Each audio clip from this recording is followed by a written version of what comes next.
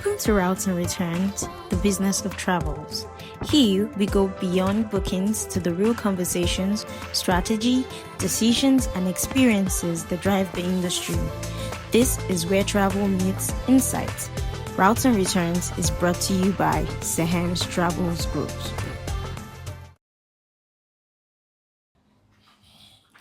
Okay.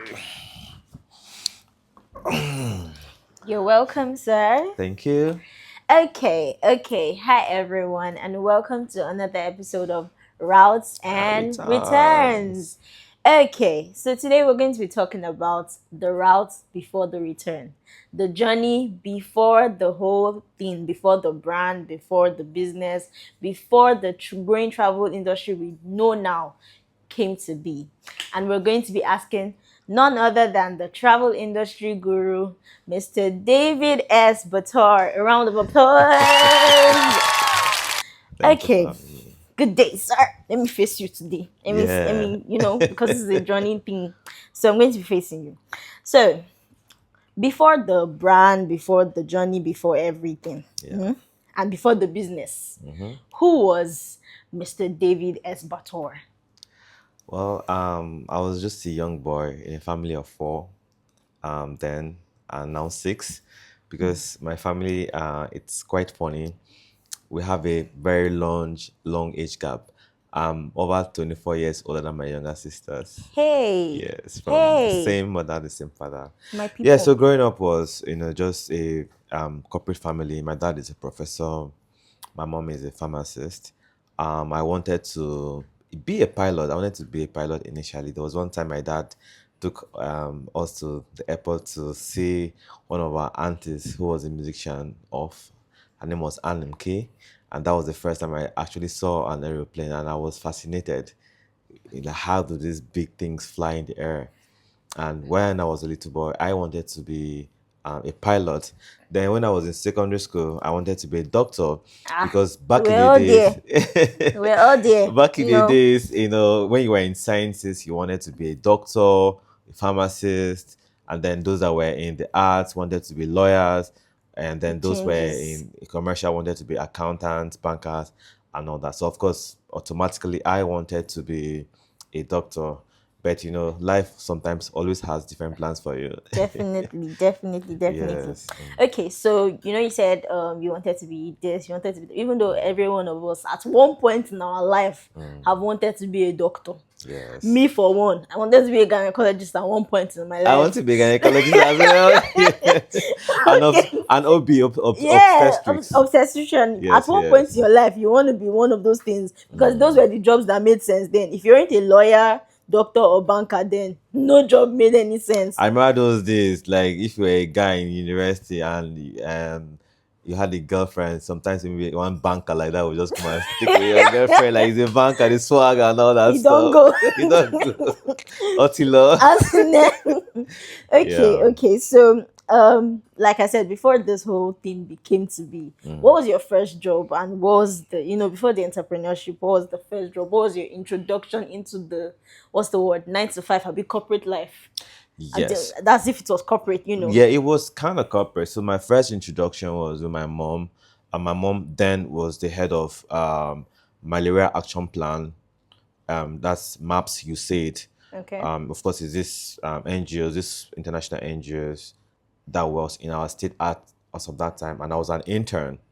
So I was part of data analysis because, of course, I read computer science and mathematics. So I was doing data analysis for them. And then I was also involved in a lot of field work. So we used to go to the local government, the hinter areas, to do trainings to people about the use of mosquito nets, how to use it, how to prevent it, and just to inform them about how these things work, and that was just how I, started off. So initially, everybody thought that okay, automatically I was going to end up join the NGO. In the NGO thingy. I even brought some of my friends because it was internship. Internship might be free sometimes, but then after like a year of giving it my all, I was not absorbed, not because I was not doing well, but because of course these things have structures. Was not sitting. Yeah, it's not just about hard decision. It has to come from,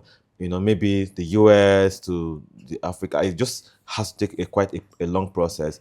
And as you guys know me, I'm a very impatient person in a good way though. But your Yeah, own so story, is not having that. Oh, I sold belts, I sold shoe before I started. Is there any story like that? I worked maybe in a shop or something. yeah. So okay, that's the story you want to hear. I have that Yes, story now too. I definitely there's have that always the story. I hawked this, I hawked that before I became this person. Yeah. I didn't hug the but I helped my mom. My mom had a pharmacy shop called Now that's the Pray. story we're looking for. Which She had a one? pharmacy shop called Praise Pharmacy. Then it was a pharmacy shop, and Okay, then I used to help with dispensing of the drugs. so you I can was prescribe drugs to I can't somebody know. I now. can even chook injection. I Um, would chook injection like this. wait, no, So I no, no, was I you was just I said. was involved with that. I even at the point. So that was my secondary school, and because Okay, I thought I was going to be in the medical field, I even started doing diagnosis. I was studying you're things, taking your dreams taking my seriously. dreams seriously. But before life kind of showed me a different and a complete path. Okay, okay, okay. Yes. So, did you always know that you were going to be an entrepreneur, or did entrepreneurship just find you at one point? Honestly speaking, I didn't know I was going to be an entrepreneur because I So don't it come from found a you. family of entrepreneurs. It's just how life sometimes um, just guides us. I would say God guiding you to what you are supposed to be, Yeah. So that was just how it happened for me. Okay. Okay. Yes. So, when you came into this mindset, so what experiences shaped this person, and what experiences shaped this mindset of, oh, I want to be an entrepreneur? Yeah, so I would always tell young people and that I talk to on frequent basis that when you are growing up, don't always look to get paid for whatever you do. I'm not saying that you should do free jobs, but there's certain experiences that come your way. For example, the 1 year internship I did with you said it was even more than a year. I was not paid, but I Okay. learned a lot about working under pressure. I learned a lot about working with data. And then I learned a lot also about working with people in the communities that really do not even understand English or understand what you are saying. And you How are to relate to to people. relate with people out of empathy on wanting to solve their problems, not just about what you will get in return. So that kind of shaped my journey into entrepreneurship. And of course, we know that we are into the hospitality industry. And I always tell you, we always know that hospitality is not just about money, it's about helping people achieve their dreams, helping people get experiences, making them happy. To me, that is what hospitality is about. So Yeah. these things shaped me. And of course, working in a pharmacy shop, working in my mom's pharmacy shop Yes, it's also also part helped of me, it. of course, prescriptions, trying to understand everybody can walk into a pharmacy shop, but with different Problems and problems, illness. different symptoms. You could have headache, but then you could have Your headache could be a result a of result of maybe it could be malaria stress, it or could be your stress. blood Yeah. pressure, it could be different things. So the fact that you come in with headache doesn't mean that we'll have the same prescription for that. Let's say I can be a doctor too, Ex- because then I can know the difference between headaches.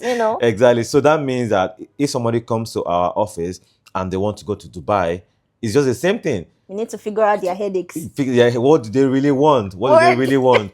Are they going for their honeymoon? Are they going to go and relax? Are they going to go and network? Maybe there are IT people that want to go and meet other IT people there. You don't just churn out thoughts to them. You have to know exactly what they want, even Okay. if they are going to the same country. So some of those things and more taught me or prepared me to be a better entrepreneur or travelpreneur, as they call it these days. Put that on the screen. Yes, Travelpreneur. Okay, yes. okay. Okay. So considering what you've built today, and how big the industry is right now, what actually got you into the travel industry? So again, I would say that I didn't know I was going to be a travel consultant, Travel guru, sir. travelpreneur or entrepreneur. I'm an Blow the horn, entrepreneur. blow the horn, blow I'm the an horn. entrepreneur. Also just have a travel agency as part of my businesses. So I'm an entrepreneur. I didn't know I was going to be an entrepreneur, and it would also shock people because these days I travel a lot. I've been to about 50 countries, so people feel like, oh, this guy has been traveling from day one. But it would shock people that I hadn't even traveled out of the country When you started. when I started the company, so I had not even traveled. And it's just about, opening your mind to getting opportunities when they come to you. So there Okay. was this friend of mine and that reached out to me. He was my secondary school classmate, and he reached out to me that, oh, he's schooling in so country, and that, well, if I get clients, if I get students for that particular school in that particular country, they will give me commission. Okay. Yes, and as a good Oh. salesman, which I encourage every young person to know how to sell, whether you are a doctor, whether you're a nurse, whatever you are, whether you are an IT person, whether you're introverted, you are extroverted, know how to sell. It's an important life skill that you need to get to help you whichever place you land yourself, whether you are working for a company or working for yourself. And that's just how I started. I started getting clients, I started getting paid, and that's how we further expanded into a full-fledged travel agency. Know how to sell, including Yes. yourself. Know how to sell yourself, Absolutely, because absolutely. you get to places where they'll say, pitch me, elevator pitch, 60 seconds. You know how to sell yourself. Yes, yes. Okay. So, being an entrepreneur, and I know every entrepreneur has faced things that tested their resilience and things like that. What was your own thing that tested your resilience? A lot of things have tested my So, things, let me resilience. rephrase. What was the If I things? start what have tested my resilience, I would end up sleeping here, or would do a four series, four Okay. episodes. How do Give you call us it? Is it but a first? few. So a lot of things have tested my resilience. Is it bad investment? Is it scams? We've been scammed. People in Nigeria are like, oh, these travel companies are we have been scammed by people. People don't understand that even clients scam Ah, company. We've done jobs and we're not paid. We've been scammed by vendors. We've been scammed by people. Staff resignation. COVID gave us absconding. back to back of its challenges and all that. So as an Yes, entrepreneur, find out about COVID challenges, in our last episode. You can go back, yes, go back there, routes and returns. Yeah. Yes. So we've been tested and tested and tested. But then, as an entrepreneur, I will always say your job is what to solve problems. If you don't have problems that you are not solving, you are not an entrepreneur. So challenges will come. It is how you navigate those challenges that makes you even a better entrepreneur. So we've had most of these issues. Let me just give you one. During COVID, we didn't know, we had thought it was a Chinese virus, like people would say, so we were still paying staff, we were still running operations, even though we were not physically in the office. But then we now kind of went dry. We went broke. He went broke. We didn't have money again. If not use scammer, we didn't have money to pay salaries, People were actually struggling where during that people were really period. struggling. But then in that opportunity, in that period was when we even discovered that we could have private jet charters, and that was when we started that branch of the Private jets. company. Okay. Okay. Yes. Okay. So, as the business has grown so far, what has entrepreneurship taught you? Entrepreneurship has taught me a lot of things. So one of the important lessons I've learned as a business person, as a CEO of a company, is knowing what my weaknesses are, and then bringing people in That that have balance. strengths where I have weaknesses to help me. And one of those examples is that I am very bad at hiring. I hire for potential, You mentioned and this the last time. it is not a good thing. You hire people for who they are, not for their potential, because you don't know how long it will take for them to, So now backfire. no, not even backfire, for them to realize that potential. It could be 3 years, and Hey, that three that's years, true. that is number one. Another thing I've learned and I do as an entrepreneur for the last 10 years or more is that I don't have access to the company's purse. I'm also paid salaries, because if I have assets to the company's purse. I could look at our cash flow. I could look Mm-hmm. at our revenue, and I'm like, oh, we have money. Oh. That's a very good financial And then decision. I'll buy one G-Wagon like that. And then the company You will just see you start. cruising in with It's a my truck, Cybertruck, feel like a big boy. as in, And it's really not the company's money, no, it's our revenue, you just there's come in revenue. one day, like everybody hop in, let's Help just me, let's go to the club, let's pop those bottles. Cybertruck, These things company's happen money. to CEOs that are looking at have access to the company's port and are looking Yeah. at the revenue. The revenue is not the company's money. The Mm-hmm. profit if it is really not the company's True, money. You true, true, understand? true. So we should be looking at things of like cash flow. Those are the Mm-hmm. things that help the company go. So the fact that I don't have hands, I don't even have any Any leeway to that attachment to has that? really, really, really helped me. That's What I good. am, and then lastly, but not the least, is I'm also concerned about living what I tell you guys. I don't just give out rules and regulations. Try to be an example. For example, you see how we are dressed. See the way you are dressed, the way I'm dressed. If I wasn't dressed like this, I'm sure you will see people wearing slippers and maybe dressing anyhow, wearing durags to the office and all that. But because I tried. I tried my best to hold it. I tried. But see, this is an inside joke. Just so you know, this is an inside joke.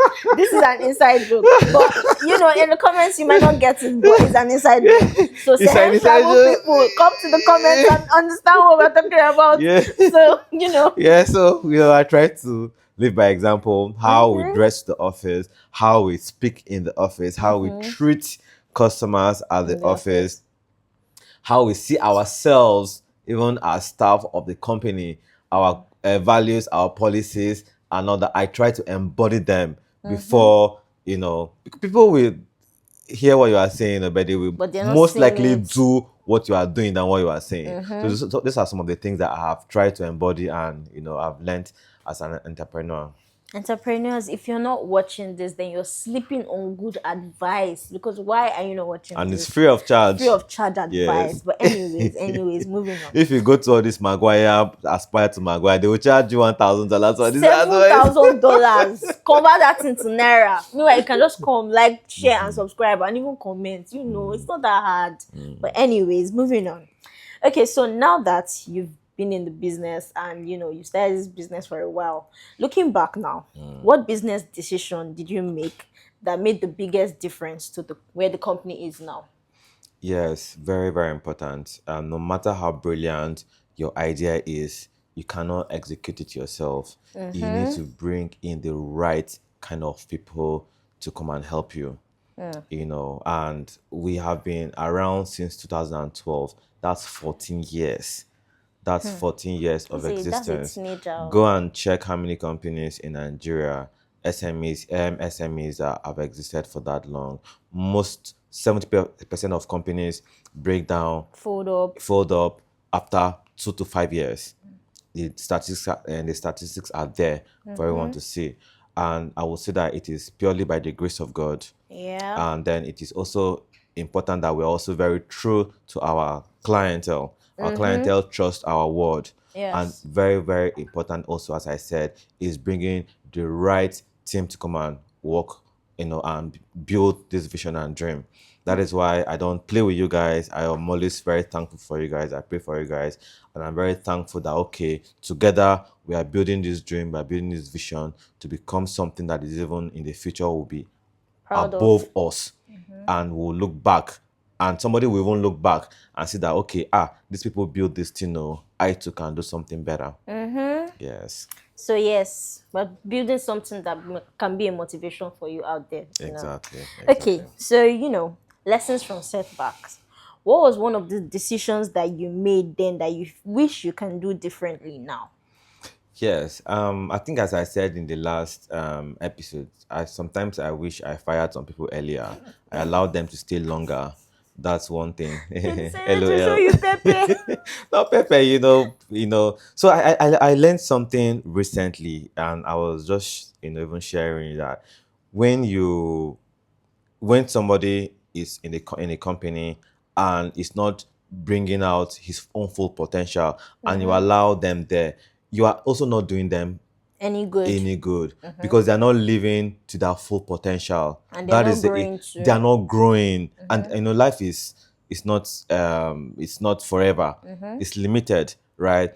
And then that's the A part of it. The B part is that you are even denying somebody out there that has what it takes to come and contribute to the fullness of the company. You are denying the person In a of way, you're that. denying your company too Yeah, because exactly. That's number one. Then number two, another very, very important lesson I've learned as an entrepreneur is the profit that the company makes, put it back into the company. You can make investments and all, but then reinvest back reinvest into into the stuff. company firstly, primarily, before you even do secondary investments. Because sometimes we do, I even building a company, but we don't even believe in what we are building. We prefer to take those funds and put it elsewhere. I'm not saying that you should not make investments, but as the company grows, you can do that better. But initially, plow back that investment to Yourself. the company and grow. And this is not just about investments, it's about even yourself as a CEO, about your team. That is why we have invested a lot in our team members also traveling, doing courses, doing trainings. It's part of the investment into the company so the company can grow and be As better. well. Okay. Exactly. Okay. That's good. That's good. So reinvest back into your business. So we're moving forward to, so who or what has given you some of the biggest lessons that you've learned so far in entrepreneurship? The biggest lessons is a lot of people, as I mentioned earlier on, hiring the wrong staff, big lessons, working with the wrong vendors without verifying who they are.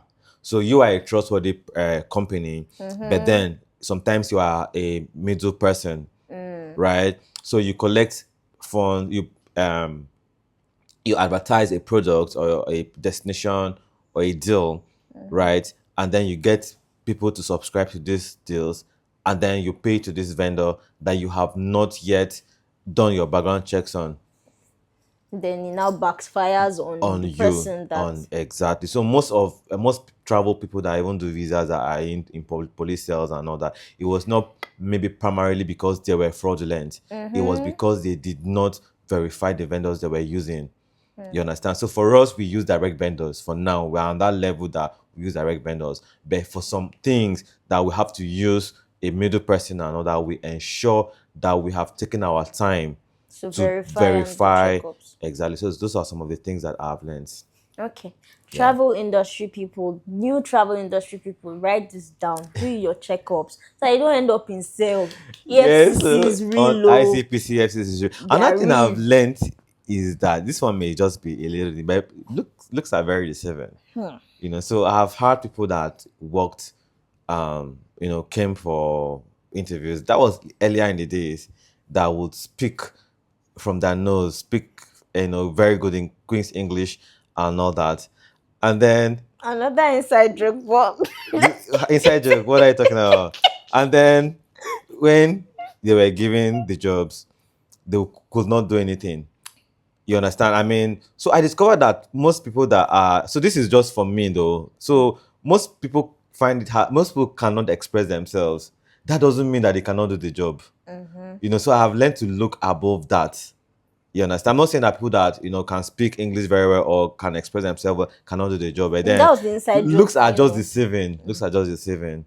But in the same travels, we have amazing people That that speak speak fair, from fair, their fair, nose and they can and they what can do the do the job. job. They can do the job. Anyways. Okay, so we don't mean any harm. By the way, she's Nothing our they go director. no. She's our director, just so you Aim it know. at her. Okay. So I'm so sorry. I was expressing my story. Okay, so after everything is said and done, what do you hope your legacy will be? How do you want people to see Sehem's travels? And how do you want to be remembered? Okay, for me, I want to be remembered as someone who created opportunities for people, somebody that was an example. I also want to be remembered as somebody that built something meaningful, that built a company that was meaningful, that was also a company that had integrity in a country where integrity is kind of rare. You know, you can look through your phone and people that you've known, how many of them can you like do business with them without being, without being scared? How many of them can you send 500K to them that, oh, help me do this thing that that they are selling, and you will sleep well? How many? Exactly. Trust is a kind of scarce commodity from where we come from. So I want to be Especially in business in too. business. Exactly. People overpromise and underdeliver and all that. I want to be known as somebody that kept to his word, somebody that was trustworthy, and somebody that had integrity. I also want to be remembered as somebody that pleases people over money. That's someone that places value on people more than money and resources. And I think so far I am doing an excellent job at that. But that is also what I want to be remembered for. And then lastly, I want to be remembered for someone that created systems and opportunities for people around me. Systems that work. That work, exactly. Okay, so that is it for today's episode of Routes and Returns. Today we had the opportunity of seeing the routes before the returns, and with me is Mr. David S. Bator. Thank you so very much for coming. Thank you so much. And everybody watching and this, please go to YouTube and search Routes and Returns. Like, subscribe to our YouTube channel, That red button. direct, and even set a reminder. And please comment on what touched you the most and what you want us to also speak on. And we are glad to do this more as you support us. Thank you. Ciao. Come to see you. Clock it.